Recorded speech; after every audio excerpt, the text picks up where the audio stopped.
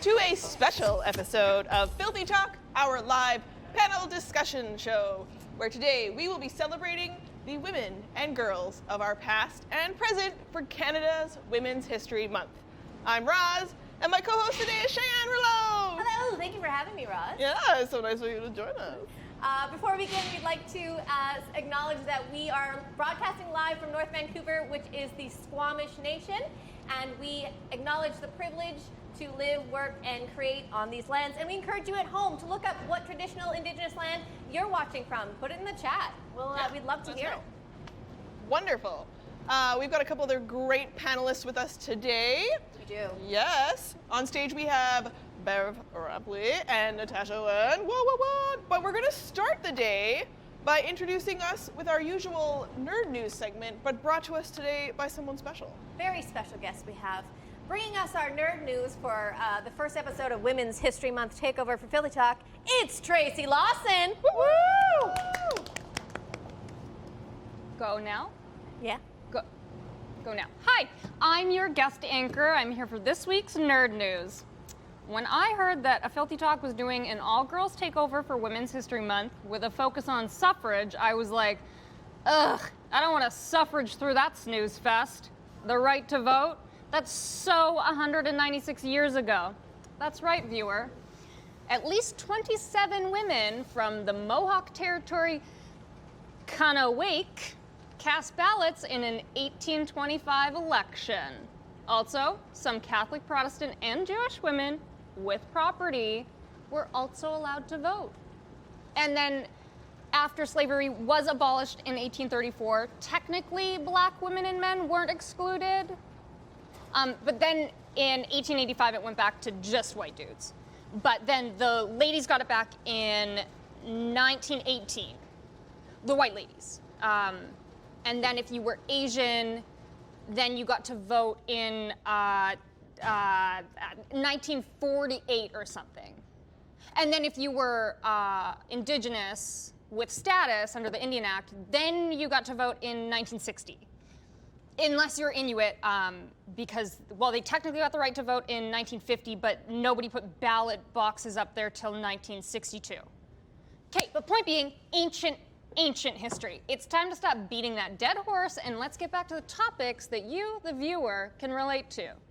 These snowflakes need to be reminded that not all of us know or have met or have seen in real life or have come out of or have read about women in National Geographic or encyclopedias.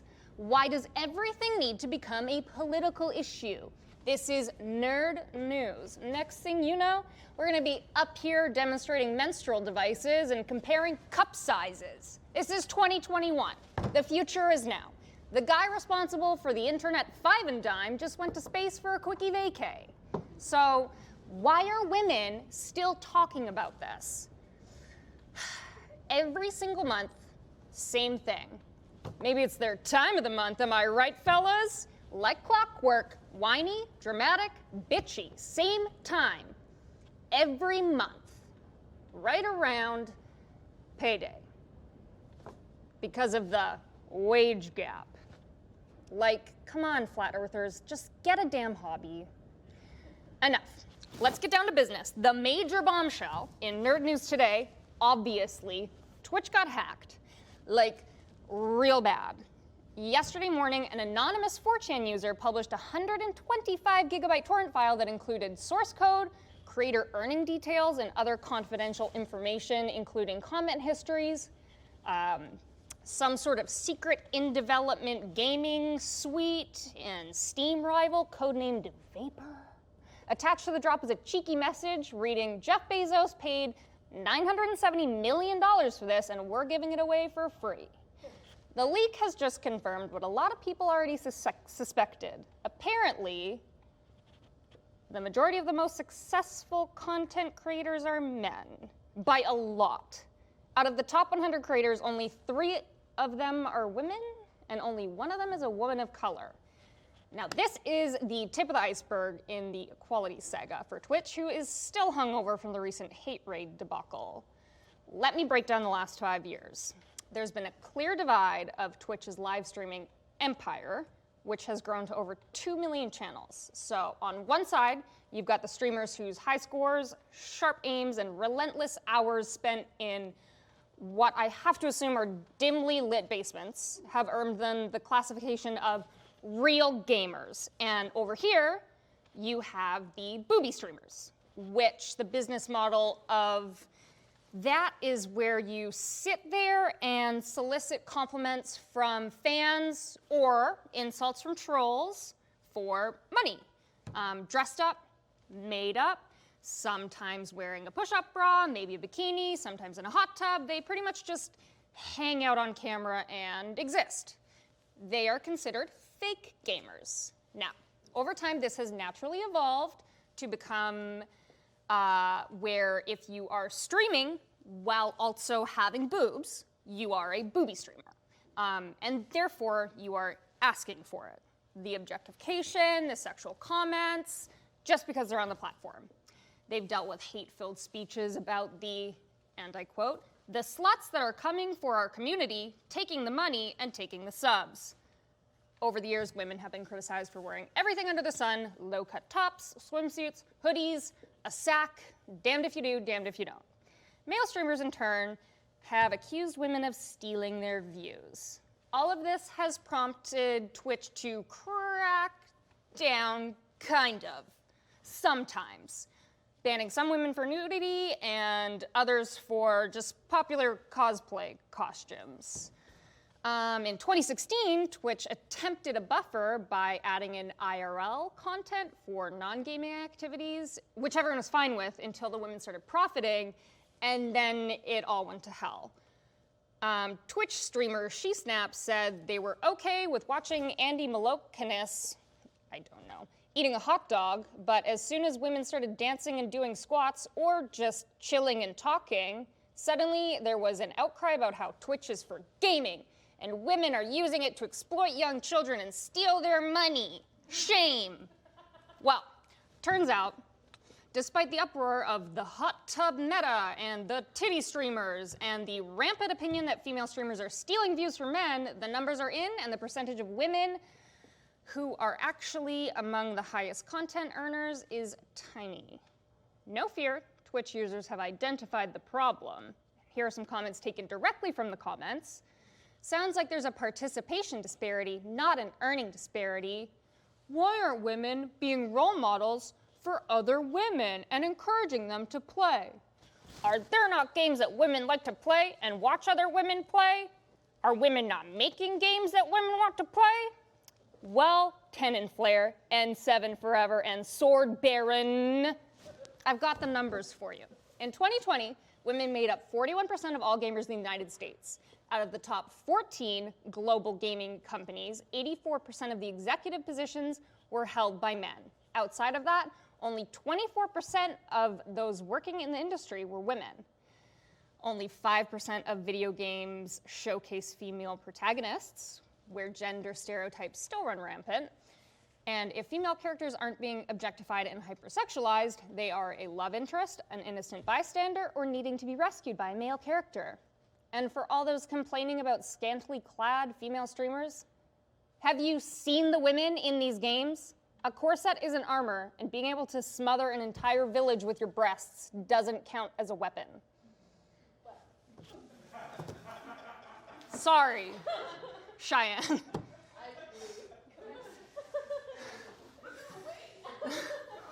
You're going to hurt someone. Tracy, thank you for that nerd news. Holy shit, that was great. We have something else to thank Tracy Actually, for. we do. Before Get she any leaves. farther, I mean, She's well, okay, an now this feels weird. No, it feels weird. I can't show Do them it. now. She has created amazing t-shirts for Women's History Month that me and Roz are wearing right now. It says, raise her voice, and then the back says, filled with rage. It's got a little angry kitty on it. And we are going to be selling these online. We're very excited about it. So check on our Instagram regularly. They should be up by Monday. Our t-shirts are going to be $25, and the long sleeve shirts are going to be $45. And proceeds go to the Downtown East Side Women's Center and Rain City Housing. So thank you, Tracy, for making those. These are amazing. And our beautiful models, who took some lovely photos. Josh in our Leonard. Wonderful merch shirts that are That doesn't look like available. Josh. And Help out Tracy, the great cause. Chelsea. And, Maynard. No, his hair's in a ponytail. Where did he get enough hair to put in a ponytail? Thank you so much for that. You're welcome. The pussy fight's back. Put That some was back. phenomenal. That was great. Like, Holy smokes. My segment's going to be so tame. in yeah, comparison. I got nothing after that. I'm like, Well, mine girls, feel good. there is sadly so much more where that came from. So if you ever want to have me back to hear more. Well, we will, for sure. Thank you very much, Tracy. Thank you, Tracy! Because Tracy has to run, we'll be joined next with our usual expert fact checker, captain of the Starship chat room. It's going to be Ash Turner! Ash Turner's coming. Woo! Okay, Very so excited. if you are on Twitch and you have questions, concerns, comments, or you'd like to run some of the redemptions, check it out. Ash is there to support you. He'll be with you the whole time. Check it out. Ask us some questions. You can ask us anything, or you can redeem for the trivia, and we have some amazing prizes organized by the episode producers today. Ruby Lala. Wilkinson and Lala McQueen organized this whole thing, and they have some amazing gifts. Women-owned businesses, charities that support women, and some of these sick teas. So I want to see those redemptions in the chat. All right, Ash will let us know. But I thought we would start off the day talking, because it's Women's History Month Yeah. in Canada, and a lot of people, we had a little confusion on our way, because we're used to talking about International Women's Day in March. Yeah. But in Canada, we celebrate Women's History Month in October because of Persons Day on October 18th. And, oh, Bev, Oh, I think Ash, was there something? she's got something already. This is exciting. Oh yeah, we already have a redemption for what's in the box. What? What's in the box? It's already happened. We don't want to hear about your women's stuff. We want the prizes. Classic. So to my understanding, I'm going to ask a question, and the first person to answer correctly in the chat wins the prize. So I'm not allowed to answer, right? I get Yeah, we just too gotta much. hold our I'm just tongue. gonna. Women Yeah. should be seen and not heard, Beverly. But afterwards, you can say, "I totally knew that," and we will applaud you. Amazing. Sound good? Okay. So our first what's in the box question is, who was Canada's first female prime minister? Oh, and I actually didn't know. I didn't know we had one. Yeah. I was shooketh. It was a short term, wasn't it? Like 4 So, months? Yeah, I think it was. It is multiple choice. The options are Marlene Jennings, Sheila Copps, Kim Campbell, or Anne McLennan. Yes. Ooh. Those Scots. Okay, so as the answers are coming in, yes. Oh, yep. Okay. Sit on it. Me, teacher, I'm ever so smart. Do we have any You correct know answers your coming in? Canadian history. We do have a winner We have a winner. right off the bat, and it is 4422 Sheeny. Wow, wow. Hey. Congrats. So you get to pick a number from 1 to 5. Maybe since you're so excited, Bev, would you like to? Oh, hell yeah. Prize? It was Or- Kim Campbell. Yes. Oh, yes, it was Kim Campbell. What's the number they picked? 5. Da-da-da. 5. They Number picked number five. 5. All right, and behind. Oh, it's behind or in the box? No, it's You'll in the figure it box. out. All right. Yeah. Do I? Take the lid off. Dun, da-da. You are winning yourself some of Pussy this Bites back T-shirt. Or sweet. where do I? Okay, and then this is done, so I put it. Yep. Congratulations. Do you want me to hold it up, dear chat user? So Can you I won wear one it? of these T-shirts made hand pulled for you by Tracy Lawson. So Yeah, she does very her own exciting. silk screen. Yes, I know she has her own silk screen, and she's an incredible designer. So that's very exciting. You get to rep internet or Canadian Women's Month all month in one of these shirts. Thank you I so mean, much. you can change. It's okay. Super jealous. Okay. Well, you can find them online, and for a good cause. But we were going to talk a little bit about history stuff before we jump in Yeah. too far to all the other things in our world and what's going on in our lives and the women who influence us who are around today. But we thought we'd talk a little bit about the women of Canadian history or global history who have inspired us with their stories. And you brought someone along with you today, Bev. I did, although this is not like history in the old sense, which is weird for me because, you know, I'm all about the old stuff and the dead stuff and the outdoor stuff. But I chose somebody who is absolutely making history and somebody who, the more I researched about, I was like increasingly blown away by, and that is Canada's new Governor General, Mary Simon. So if you're ever feeling like powerless and hopeless, as I often tend to find myself, especially these days, like think of Mary Simon, Mary May Simon. She is the first Indigenous woman, Indigenous person to hold the role of Governor General. And for those of you who didn't pay attention in grade 10 history, which is nobody shame. that I taught grade 10 history because y'all were paying attention. A Governor General is basically the Queen's rep in Canada. And this is particularly significant, her having this role, because she was replacing somebody who, and that was, oh my God, I have it in my notes here, and it's Julie Payette. Yeah, so I followed this story really, really closely because this was happening in July. So she's the first Governor General who was a woman, was Jean Sauvé, and that was in the 80s and 90s. So it's a role that has been held by women before, but never an Indigenous person. And Julie Payette was a former space engineer, and she resigned in disgrace in July of this year for creating a toxic work environment. So CBC prompted an investigation into that, and she ended up resigning, and Trudeau ended up choosing Mary May Simon.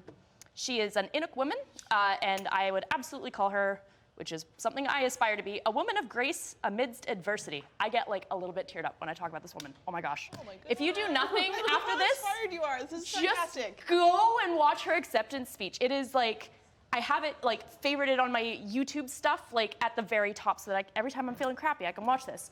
Her Inuktitut name means bossy little old lady. That is very I relatable. wrote it down. I very apologize again for my I don't speak Inuk. I'm gonna butcher this.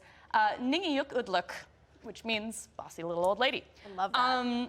Wait, but did she get that name as a baby? Yeah. That's incredible. So they're like, you know what? I look at this face, and you just look like someday you're gonna do great things. They knew. They knew. My friend just had a baby, and her little guy looks like an old man. They all look like small absolutely Winston They all Churchill. look like All Winston of them. Churchill. All of them. Like baby white babies, like White babies look like Winston. they're like, oh, hold it. You heard it here, folks. White babies look like Winston Churchill. Yeah. Anyway, go on. Breaking news. For those who may not know where she's from, it's in northern Quebec, is from, oh God, Cuijuac. I'm so sorry, I'm trying, I'm learning. But she's been in politics for a really long time. She worked for the CBC before leaving to pursue a career in public service in the 1970s. And she has, like, there's a really amazing video of her when she's young going, like, right up against Trudeau's dad, Pierre Trudeau, the original Trudeau, when she was negotiating the Charlottetown Accords, protecting Indigenous hunting and fishing rights in northern Quebec. So she was a huge part of that. She was a Canadian ambassador to Denmark. Oh, fun fact, you have to be bilingual in English and French to hold government offices in, or at least especially the higher up ones, including the role of Governor General. So when a lot of people were like, oh, she can't be Governor General because she ne parle pas le français, in which she looked them dead ass in the eye and was like, sorry, I was denied access to French education because I was placed in your federally mandated day schools. Oh, shit. Where they had, it's like residential school, but not the boarding part. So you go home every day, but they had rampant abuse cases and stuff against them. And then they were all just like, carry on. Yeah. Please take off. Yes. Yeah, they were like, ooh, okay. And I'll circle back to the Julie Payette and like why I think this is such an important role, but I'm just gonna like sing this woman's praises because I'm on a roll here. Yeah, girl, do it. She helped with the creation of Nunavut. Do you guys remember when Yeah. Yeah. And I was like, man, now I got another potential wrong answer on a geography quiz. And, Right? and that was when they came out with the toonie as well, with the polar bear on Yes. it. Big year for us. Big year. For international. I mean, traumatic things. Remember when that They was decide the that biggest Pluto's shit we not had to a worry planet about? anymore. They make up more places for us to learn. Oh, Yeah. Yeah. If That's before I had if international audiences thought it was funny that we have a loonie is our $1, We just decided to just lean into not that. two? Toonie. But is we're gonna be the also next going to make one. it out of 2 different kinds of metal with a centerpiece that no matter how hard you push and squeeze, it just doesn't come out. And we tried. we tried. We tried. In other Toonie-related news, Bev, how does that relate to your I'm just going to keep us moving.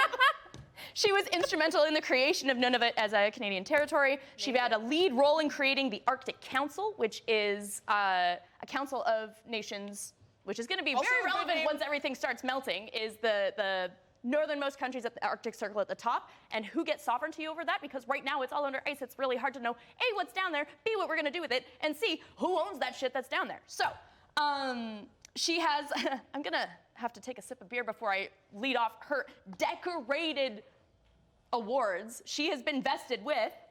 Well, I'll drink.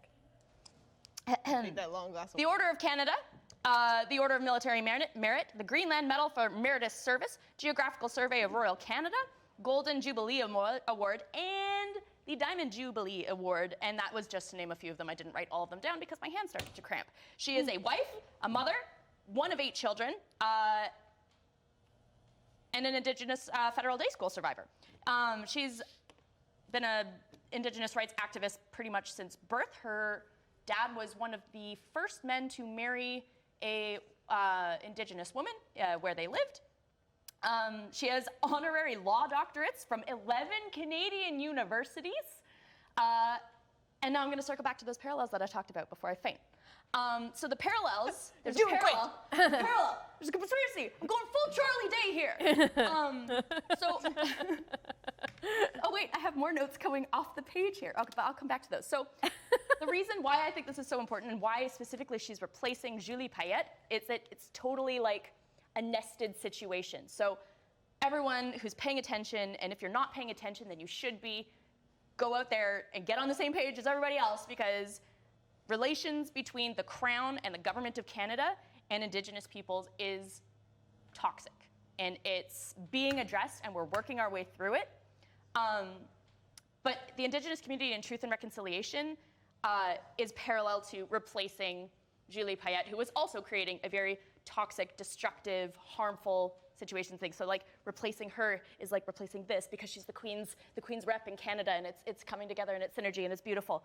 She is also just randomly advisor to the European Space Agency. I love this. And she's tackling police brutality on the Council of National Police Services Advisory Council. What can't this woman do? I love it that you brought someone who's active today, because the theme for Canada's Women's History Month this month is women making history now, and particularly they're talking about the pandemic, reconciliation, and of course we're all talking about election 2021. But we're over to Ash, who's got her hand up for us. I'm so sorry. Hi. We have yet another redemption Yeah. for What's in the Box. Natasha should get this one. And this time, it is only a true or false question. So the first person that answers correctly, true or false, will win What's in the Box. May the odds be in your favor. A Pentagon study estimates that the number of sexual assaults each year in the U.S. Army is around 5,000. True or false?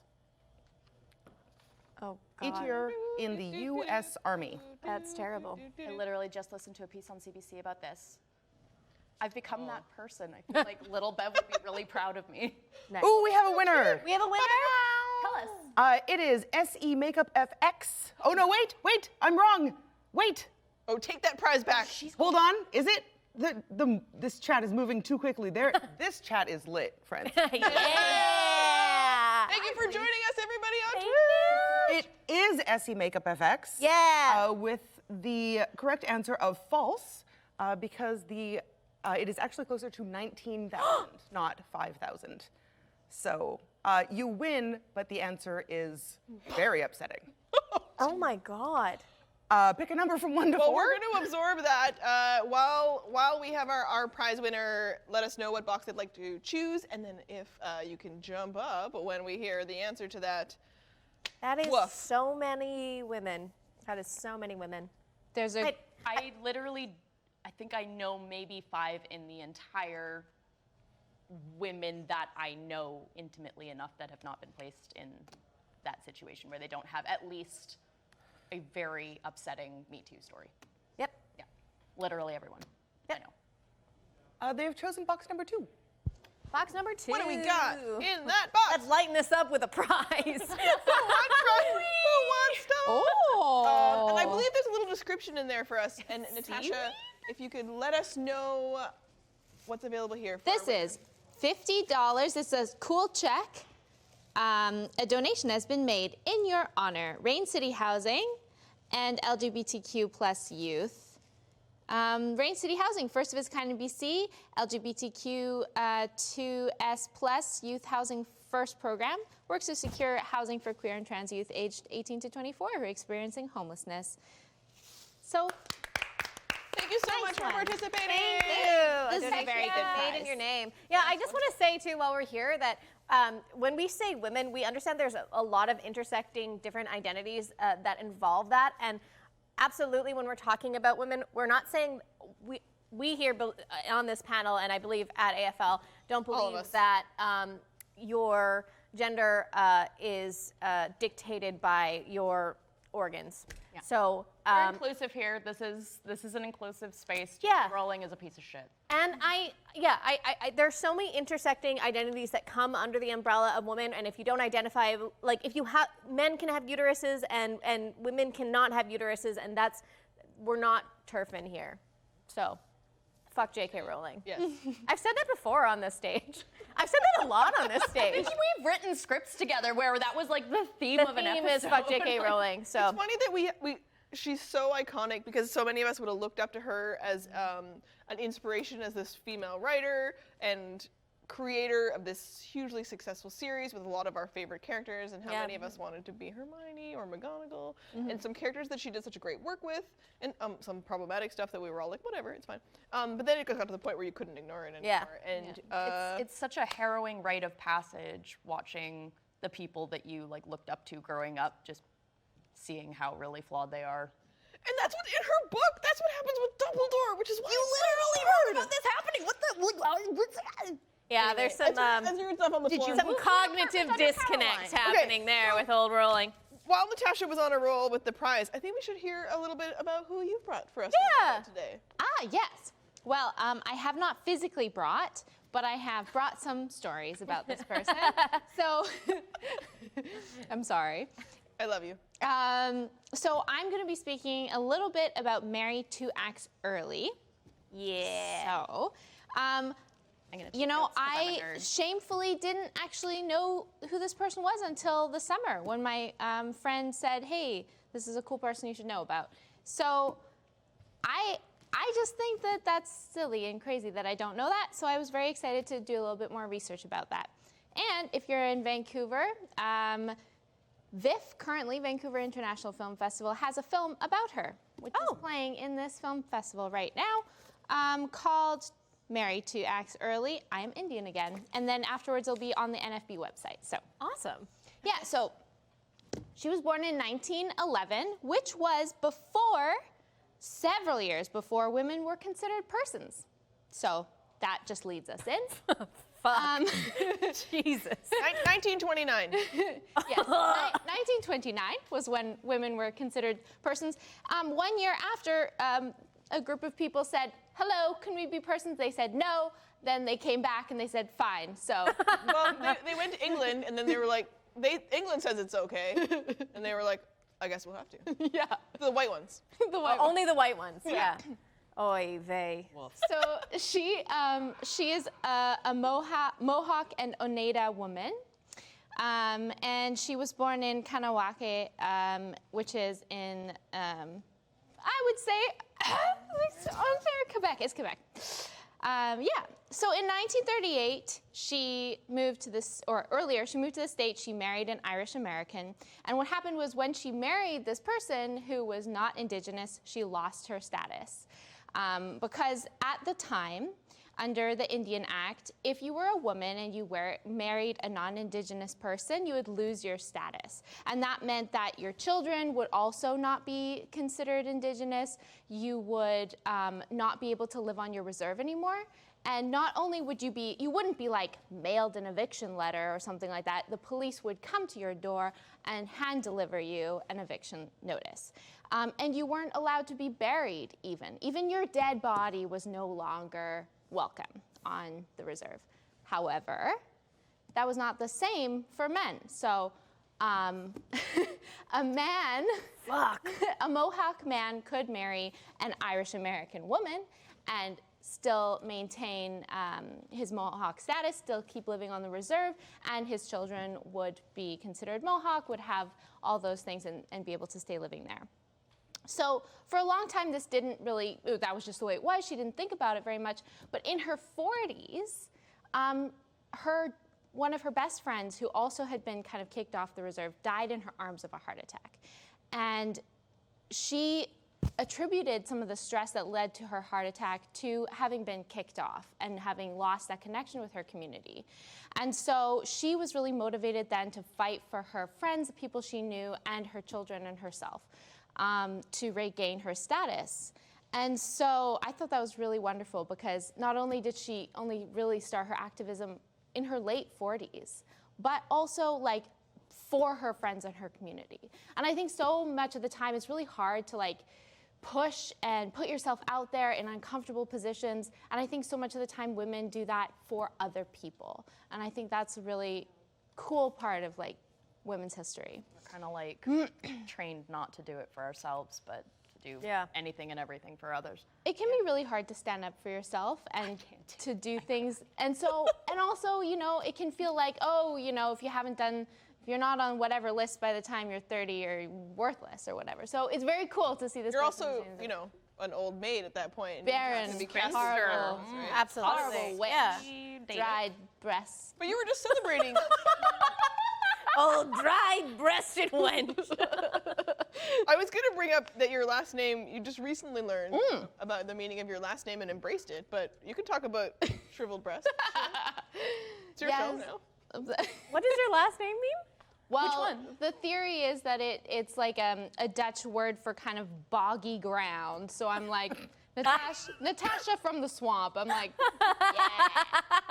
It's a little less catchy than the J-Lo song, but you know. Because Beverly means like beaver pond, so swampy. Right. That's great. I adore a good swamp. Love it. Love a good swamp. Yeah. So her friend died in 1966, and then in 1967 she started touring around Canada and advocating, and she actually partnered up with some people in Edmonton. And together, Nelly Carson was one of the people there. They formed the Indian Rights for Indian Women, was what it was called at the time, where they were trying to raise awareness about this issue. And then her husband died in 1969, so she decided to move back. So she moved back to the reserve. But what happened then is she was only able to live there because her daughter married a Mohawk man, and she gifted the house she had inherited to her daughter, and then she was allowed to live there as a guest. And she continued to do all this great activism. She gathered a whole bunch of women in the community who were all quite scared that they would be kicked off if they were to, you know, marry for love out of the community or whatever it was. So they all got into this big bus, but they were really afraid that people would stop them. This was in 1968, because to say anything against the band council was really scary. People were literally quite scared. So they like hid the bus and then like went the long way around town to avoid going by the band council. They drove all the way to talk to, I believe it was Parliament, although I'm not quite sure. But after that time, she just kept showing up until all the MPs knew her by name. They were like, oh, come on. And some MPs, they said, oh, she had reserved a spot to speak at one point. And then they were like, oh, sorry, you don't have that spot anymore. And the other people knew her so well, they were like, you take my spot. So she was incredibly respected in the Parliament, which is quite amazing for someone in that time. And then in 1974, she went to a conference in Mexico, the International Women's Year Conference, and she had a bunch of, like 30 women from the reserve with her. And when she came back, they'd evicted her from her house. They used that opportunity. So she got all this international and national attention, and that in some ways actually helped her cause because it was just so ridiculous. And she continued fighting, and she got to live back in her house again because she got international attention. I don't want to ruin all your notes, but I'm going to keep you moving because Yeah. we got a couple other things to get to today. So I wonder if you could give us the quick Cole's notes of the end of your research. It's actually the next one, which is that she Well, now I succeeded was in 1985 to get the Bill C-31 pushed through, which was it changed the Indian Act, which meant that women then had the same rights as men in that scenario, in the marriage rights. She got a lot of pushback from actual men in her community, and one thing that she said was really disheartening was like sisters' own brothers would turn against them because they felt like by changing this law, there'd be less resources to go around the communities and things like that, and they just thought it was another tool of genocide because it tore people apart. This law tore the community apart. I'm so glad there's a movie playing at VIF. That's like really important. It's a great movie. So Also, if that's a you're little bit looking about to start your journey to being an ally for truth and reconciliation, research the Indian Act. Research the history of it. There have been many changes to it, none of which are enough. It seems like this really big and daunting document, but that's one of the most important ones. Yeah.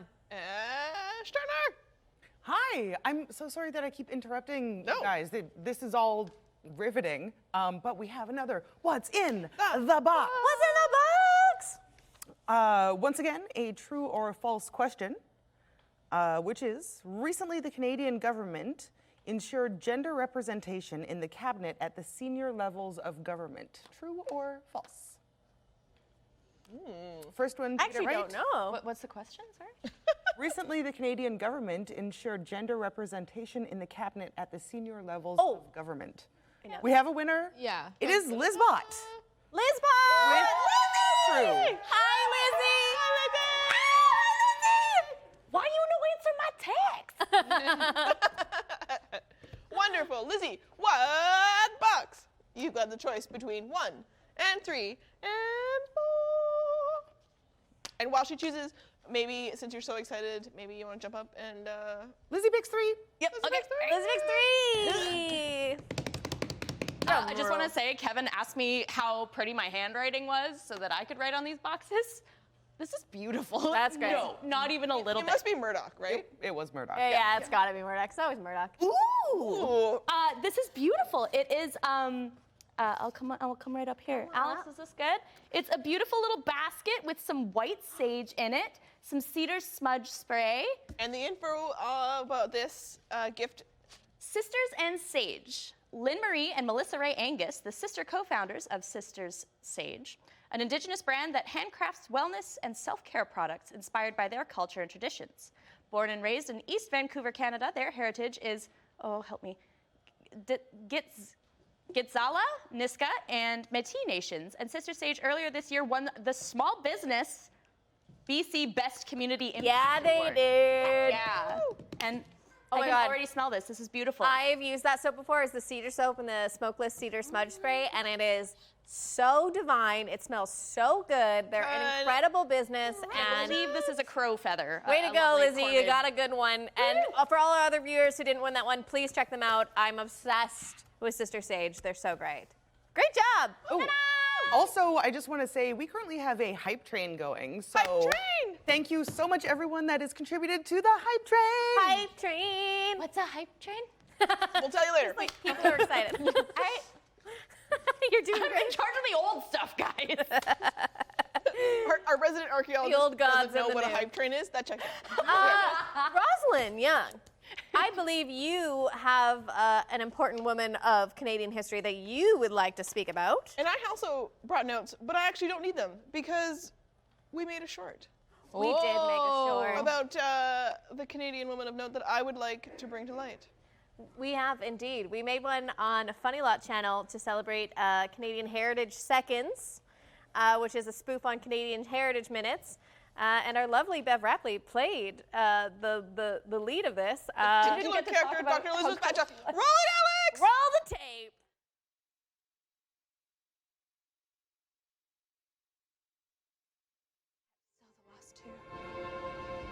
I'm Dr. Elizabeth Bagshaw. This is the first birth control clinic in Canada.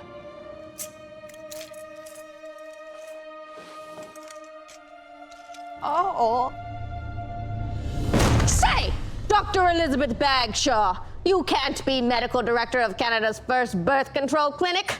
Lady parts are a man's business. Fuck you. This has been a Canadian Heritage Second. Nice to meet you.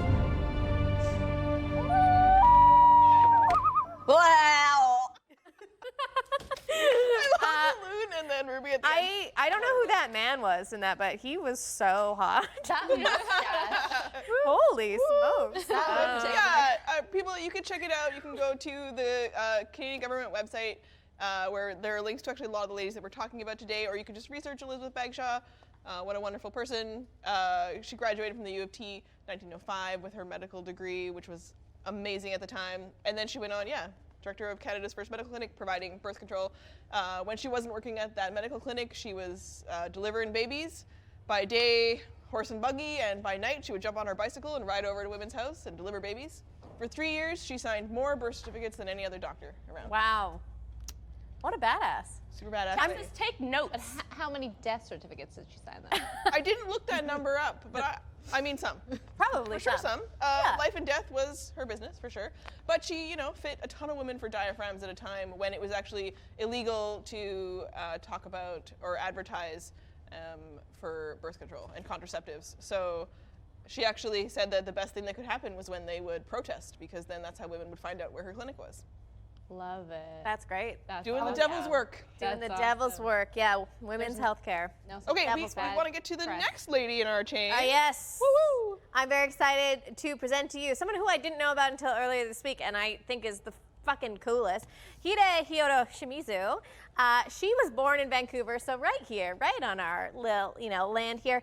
And she was a total badass. She was born in 1908 in Vancouver, and at the age of 18, she not only became the first Japanese Canadian to get her teaching certificate, but she was actually the only Japanese Canadian to get a teaching certificate at that time, because right after she got hers, the super racist provincial government prohibited Japanese Canadians from holding a teaching certificate.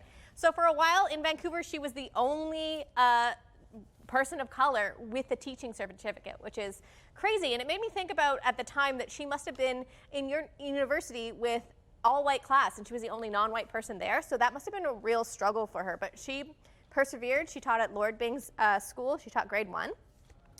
And she was also one of 4 people asked by the Japanese Canadian Citizens League, which, side note, sounds like a great comic that someone should make.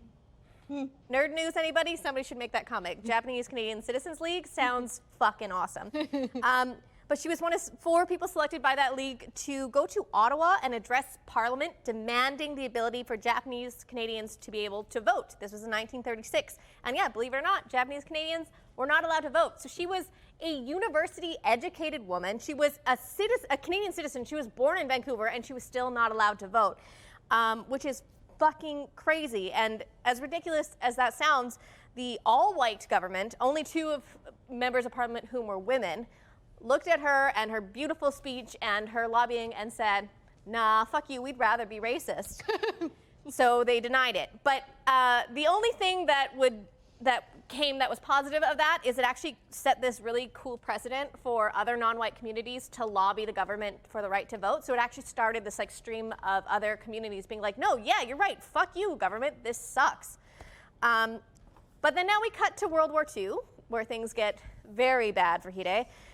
When nearly 21,000 people of Japanese descent, 75% of whom were Canadian citizens, like Canadian-born citizens, were stripped of their rights and privileges and possessions and forcefully removed from the Pacific coast due to reasons of national security.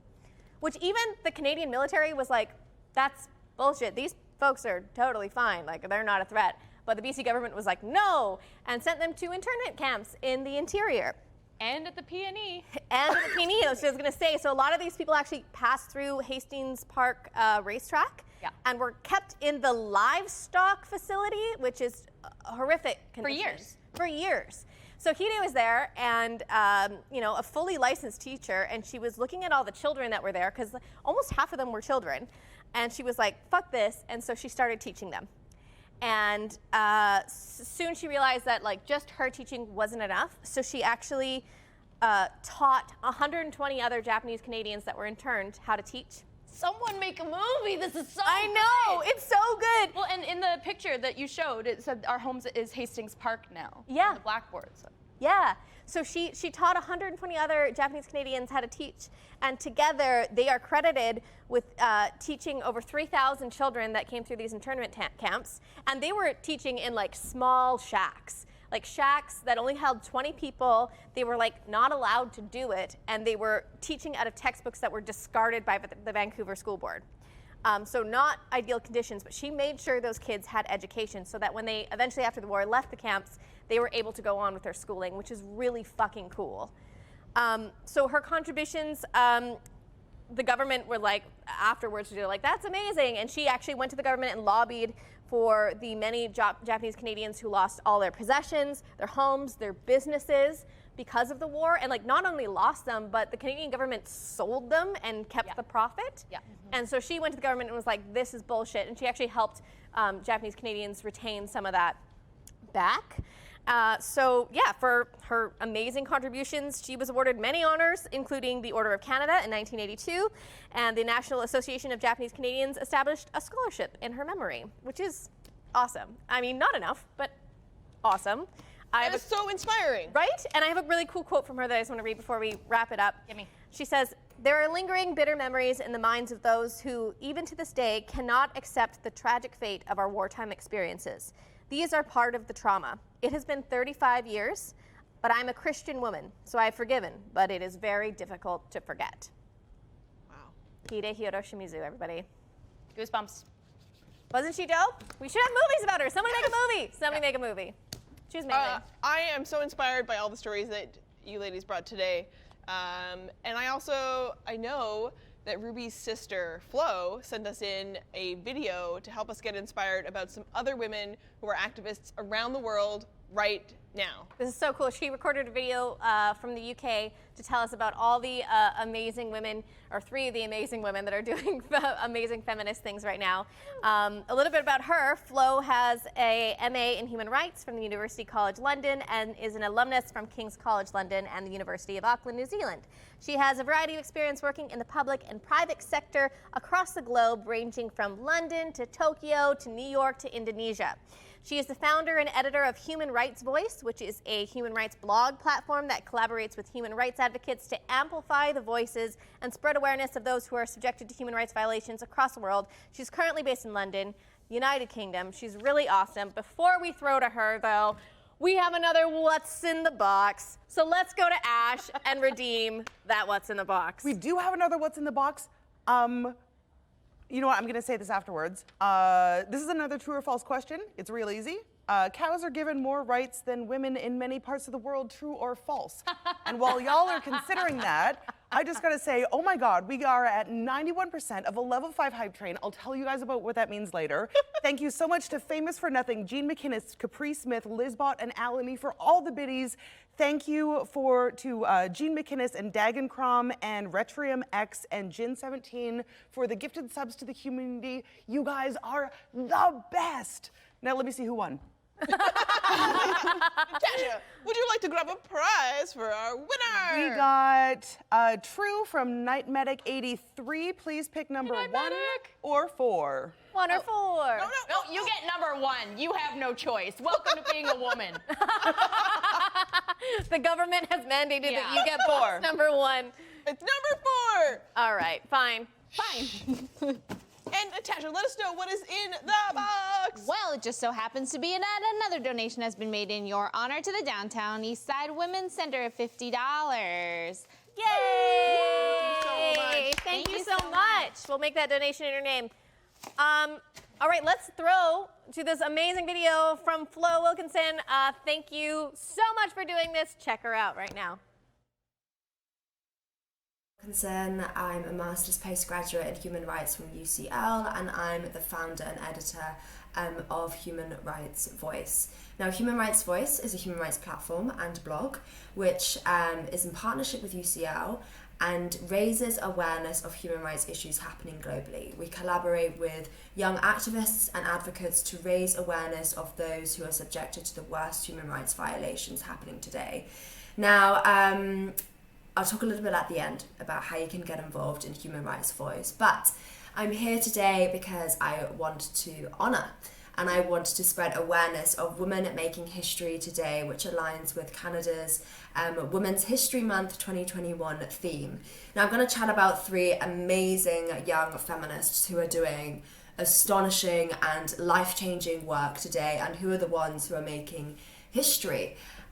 So in no particular order of importance, I'm going to start with Amica George. Now, Amica George, you can find her on Instagram and Twitter at Amica George, and you can follow her campaign on Instagram, which is at Free Periods.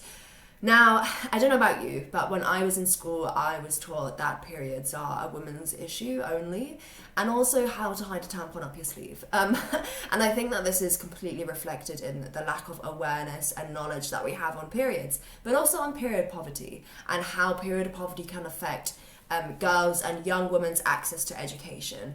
Now, just to give you some statistics, in Britain, 1 in 10 girls cannot afford menstrual products, and 49% of young girls and women have missed an entire day of school in Britain because of their periods. And this is according to Plan International UK. Now, Amica George wasn't having any of this, and like many other people, including myself, believe that menstrual products are a basic human right. So she did something about this, and she created #FreePeriods, which was an online campaign to end period poverty in the UK. Now, this blew up. This was a tremendous online campaign and movement, which basically resulted in the UK government pledging in March 2019 to provide free menstrual products in all secondary schools and colleges across England. So this is an amazing step forward in the government actually listening to the voices of young girls and women in the UK today. But it shouldn't have been a knee-jerk reaction. It shouldn't have been a reactive reaction to this issue. Governments and political figures, they need to be more proactive, and they need to work with diverse communities and on-the-ground charities which are working with young girls and women today.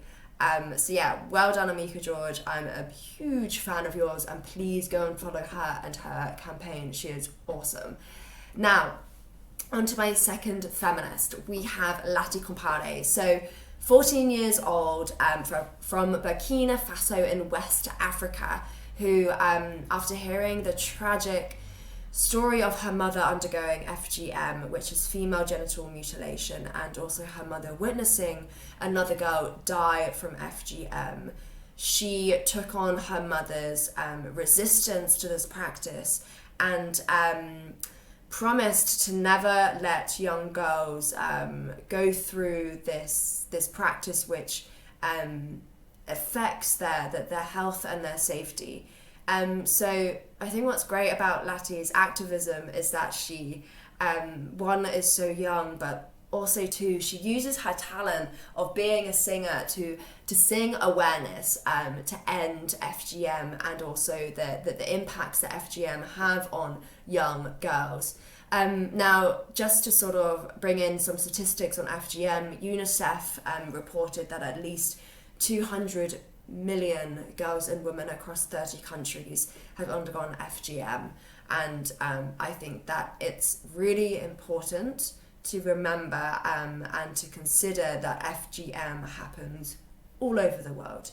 This is not just a global south issue. This happens in the West, this happens in the UK, this happens in the US, this happens in Canada, and it is an issue which is in the global north too. So this isn't just a global south problem. This is a patriarchal violation against women and girls across borders and across oceans, and it needs a collective approach to try and eradicate this practice. Now, one way which I think is going to really help spread awareness and to really educate people on FGM and recognizing the signs of someone in a very vulnerable position which could be undergoing FGM, is that I think there needs to be more education on FGM and teacher training that can help to facilitate lessons or on FGM.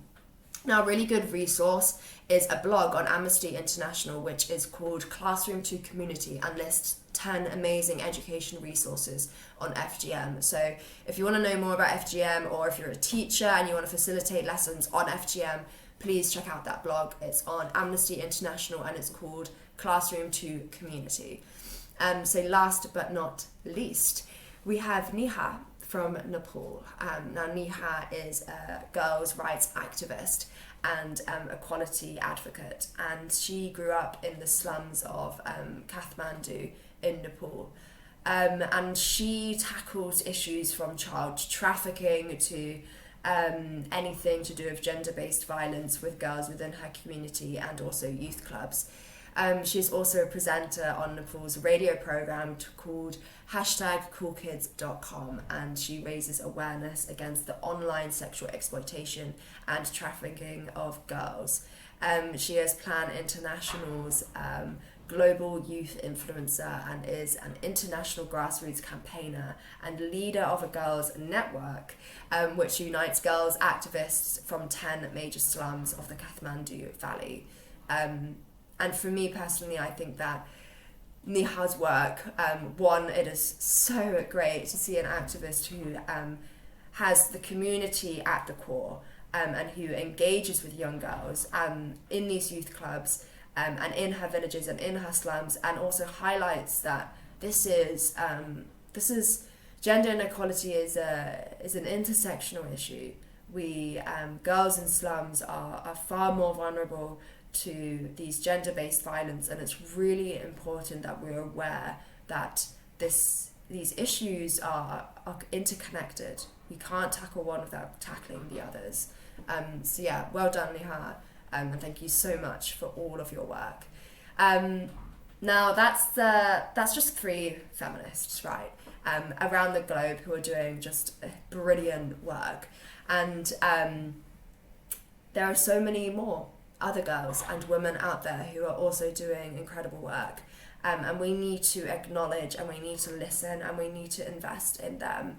And for me, the least I can do as a feminist supporter and ally is to amplify their work and is to amplify their voices.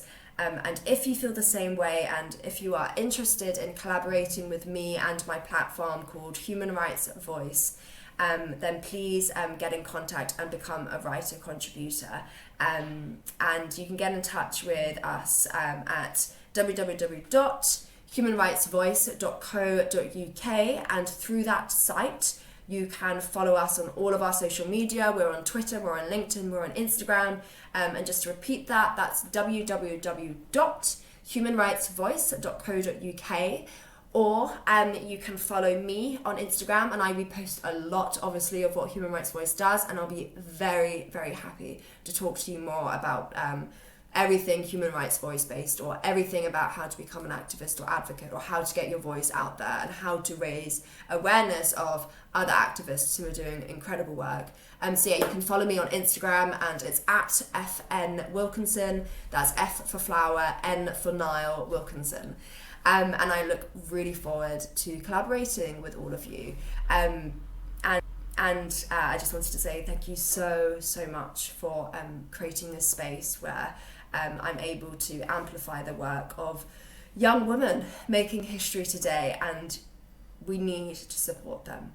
And finally, I wish you all a very happy Women's History Month in Canada. Thank you. Wow. She's amazing. Dang! Thank you so much for that video, Flo. There's so many great feminists for you to look up, and please go to her website for human rights. That's incredible. Thank you so much for doing that. Super inspiring and so relevant to the topic that we have today. We are working to make, and this is from the Canada's website for Women's History Month, but the goal is to shape a better and more inclusive Canada. Absolutely. And if there was ever a time to work on that, and learn more, it's now. Yeah, raise her voice, just like these shirts say. Please, check in on our Instagram. The shirts should be up on Monday. And again, the donations go towards Downtown Eastside Women's Center and Rain City Housing, so please check those out. And this is only the beginning. So this week, we focused for Women's History Month Part 1 on a little bit of historical figures and women particularly from Canada. And next week, we're going to be back and we want to talk more about current global issues and the things that are going on around us right now that we're passionate about. Yeah. And we want to get more involved. So if you've been with us today and you've enjoyed it and you've been on that hype train, it's so amazing. Thank you so much. And if you're watching us on YouTube after, check us out. We're going to be back for Part 2 again next week. New guests, new speakers. I can't say anything, but it might be very exciting. It's going to be very exciting. Thank you so much to everybody who came out to help us out today. Thank you so much, Lala, Ruby.